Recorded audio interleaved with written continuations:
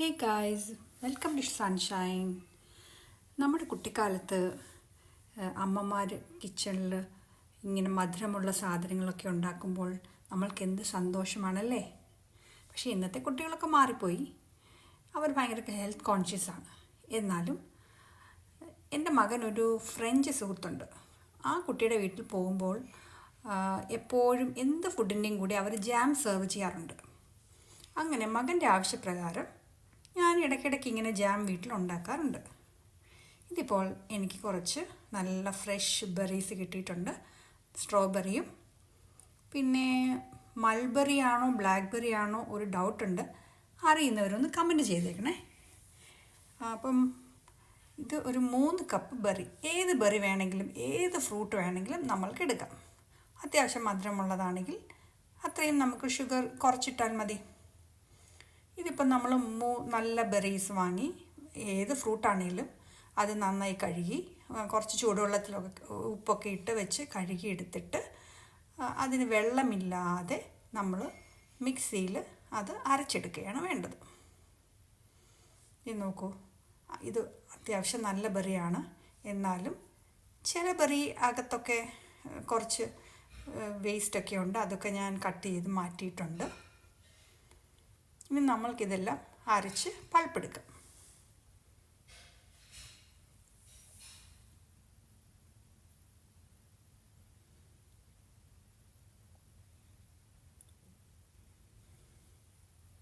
അങ്ങനെ ഞാൻ ബെറീസൊക്കെ അരച്ച് ഞാൻ പൾപ്പെടുത്തിയിട്ടുണ്ട്.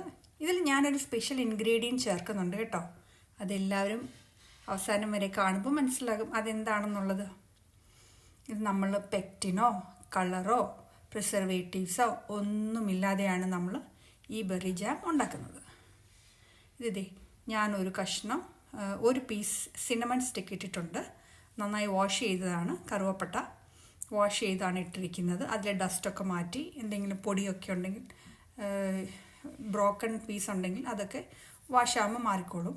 അത് ഇട്ടിട്ടുണ്ട്. ഇനി നമ്മൾ കുറേ നേരം ഇളക്കണം. ഇപ്പോൾ ഏകദേശം ഒരു 10 മിനിറ്റ്സ് കഴിഞ്ഞിട്ടുണ്ട്. പിന്നെ ഇനി നമ്മൾ ഷുഗർ ഇടുകയാണ്. അപ്പോൾ നമ്മുടെ മധുരത്തിന് ആവശ്യമായിട്ടുള്ള ഷുഗർ ഇതിപ്പോൾ ഞാൻ ഏകദേശം ഒരു 2 കപ്സൊക്കെ ഇട്ടിട്ടുണ്ട്. ഇടയ്ക്കും ഞാൻ ഒരു 1 കപ്പ് ഇട്ടായിരുന്നു. അപ്പോൾ പിന്നെ നമ്മൾ ഒന്ന് ടേസ്റ്റ് ചെയ്ത് നോക്കുക. ഷുഗർ നമ്മളുടെ ആ ഒരു ഷുഗർ അനുസരിച്ച് ഷുഗർ ഇടുക. ഇനി ഇതിൻ്റെ ഒരു പരുവം എന്ന് പറഞ്ഞാൽ നമ്മൾ ഇടയ്ക്കിടയ്ക്ക് ഇതൊന്ന് തിക്കായി വരുമ്പോൾ നമ്മൾ ഇടയ്ക്ക് കുറച്ച്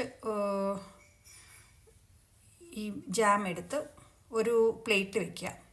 അപ്പോൾ റണ്ണി കൺസിസ്റ്റൻസി, അതായത് ഒഴുകുന്ന പരുവമാകുമ്പോൾ ആണെങ്കിൽ നമ്മളത് ഇനിയും അത് മുറുകാനുണ്ടെന്നർത്ഥം. അത് നമ്മൾ ഒഴിക്കുമ്പോൾ അത് നല്ല ഫോമായിട്ട് ഇങ്ങനെ ഒഴുകാതെ അങ്ങനെ നിൽക്കണം. അതാണ് അതിൻ്റെ പരുവം. ഇത് നോക്കൂ, ഞാൻ 1 ടൈം ഓൾറെഡി ചെക്ക് ചെയ്തിട്ടുണ്ട്. ഇതിപ്പോൾ 2nd ടൈമാണ്. ഇത് നോക്കൂ, ഇപ്പോഴും കുറച്ച് ഒഴുകുന്നുണ്ട്. അവിടെ അങ്ങനെയല്ല, ഇനിയും നമ്മളത് റെഡ്യൂസ് ചെയ്യാനുണ്ട്. ഇപ്പോൾ വീണ്ടും നമ്മളത് കുറുക്കിക്കൊണ്ടിരിക്കുന്നു. കുറച്ച് കഴിയുമ്പം ഇത് ഒട്ടും ഒഴുകാതെ അങ്ങനെ നിൽക്കും. അതാണ് അതിൻ്റെ കറക്റ്റ് പരുവം. അപ്പോൾ സാധാരണ എല്ലാവരും കുറച്ച് നാരങ്ങ നീരാണ് യൂസ് ചെയ്യുന്നത്. ഇവിടെ ഞാൻ നാരങ്ങ നീര് യൂസ് ചെയ്യുന്നില്ല. കാരണം നമ്മുടെ ജാമിന് അത്യാവശ്യം ചെറിയ ഒരു പുളിരസം എല്ലാം ഞാൻ യൂസ് ചെയ്യാറില്ല. സാധാരണ വേണമെങ്കിൽ യൂസ് ചെയ്യാം. ഞാനിവിടെ വേറെ ഒരു സാധനമാണ് ആഡ് ചെയ്യുന്നത്.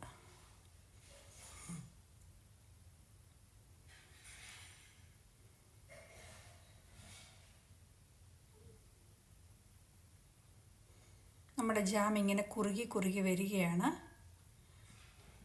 ഇനിയും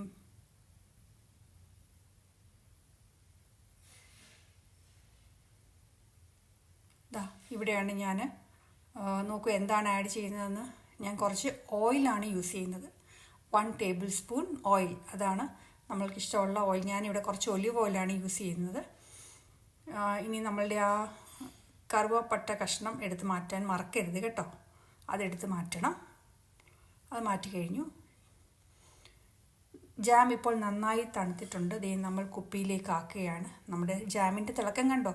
നോക്കൂ, എത്ര ഷൈനാണല്ലേ. നല്ല ഷൈനിങ് ജാം. കാരണം ആ ഓയിൽ നമ്മൾ ഒഴിച്ചില്ലേ, അതാണ് ഇത്ര തിണക്കം വരാൻ കാര്യം. ഇനിയും നമ്മൾ ഈ ജാം ചീത്തയാകാതിരിക്കാൻ വേണ്ടി അതിൻ്റെ ആ വക്കിലൊക്കെ കുറച്ച് കടുകെണ്ണയാണ് തേക്കുന്നത്. അപ്പോൾ ഒരു കുറച്ച് കാലമൊക്കെ മേ ബി 1 or 2 months നമുക്ക് ചീത്തയാകാതിരിക്കാം. പക്ഷേ എവിടെ ഇരിക്കാൻ, ഒരു 1 week കഴിയുമ്പോഴേ ഇതെല്ലാം തീർന്നു പോകും. ഇതൊക്കെ പെട്ടെന്ന് തീർന്നു പോകും. ബ്രെഡ് വാങ്ങിയാൽ മതി, അല്ലെങ്കിൽ നമ്മുടെ സ്നാക്ക് ബ്രെഡില്ലേ, ആ സ്നാക്ക് ബ്രെഡ് തിന്നാൻ നല്ല സാധനമാണ്.